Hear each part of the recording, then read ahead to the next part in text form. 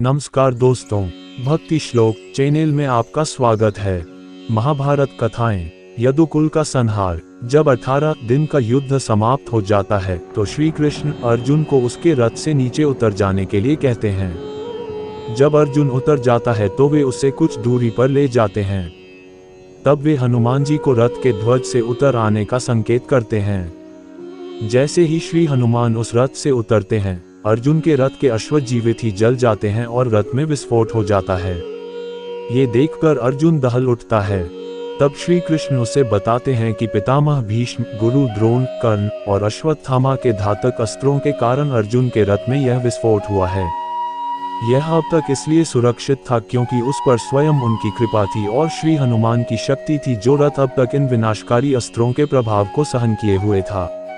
महाभारत के युद्ध के पश्चात सांत्वना देने के उद्देश्य से भगवान श्री कृष्णचंद्र जी गांधारी के पास गए। गांधारी अपने 100 पुत्रों के मृत्यु के शोक में अत्यंत व्याकुल थी। भगवान श्री कृष्णचंद्र को देखते ही गांधारी ने क्रोधित होकर उन्हें श्राप दे दिया कि तुम्हारे कारण से जिस प्रकार से मेरे 100 पुत्रों का आपस में लड़कर के नाश हुआ है, उसी प्रकार तुम्हारे यदुवंश का भी आपस में एक दूसरे को मारने के कारण नाश हो जाएगा। भगवान श्री कृष्णचंद्र ने माता गांधारी के उस श्राप को पूर्ण करने के लिए यादवों की मति को फेर दिया। एक दिन अहंकार के वश में आकर कुछ यदुवंशी बालकों ने दुर्वासा ऋषि का अपमान कर दिया। इस पर दुर्वासा ऋषि ने शाप दे दिया कि यादव वंश का नाश हो जाए। उनके शाप के प्रभाव से यदुवंशी पर्व के दिन प्रभास क्षेत्र में आए। पर्व के हर्ष में उन्होंने अति नशीली मदिरा पी ली और मतवाले होकर एक दूसरे को मारने लगे। इस तरह से भगवान श्री कृष्णचंद्र को छोड़कर एक भी यादव जीवित न बचा।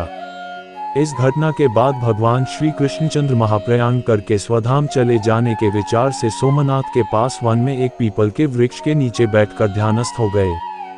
जरा नामक एक बहेलिये ने भूलवश उन्हें हिरण समझकर विषयुक्त बाण चला दिया, जो कि उनके पैर के तलुवे में जाकर लगा और भगवान श्री कृष्णचंद्र स्वधाम को पधार गए। यदुकुल का संहार के महाभारत कथाएं यहीं पर समाप्त होता है।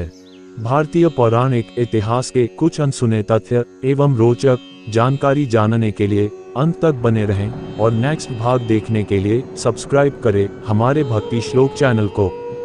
धन्यवाद।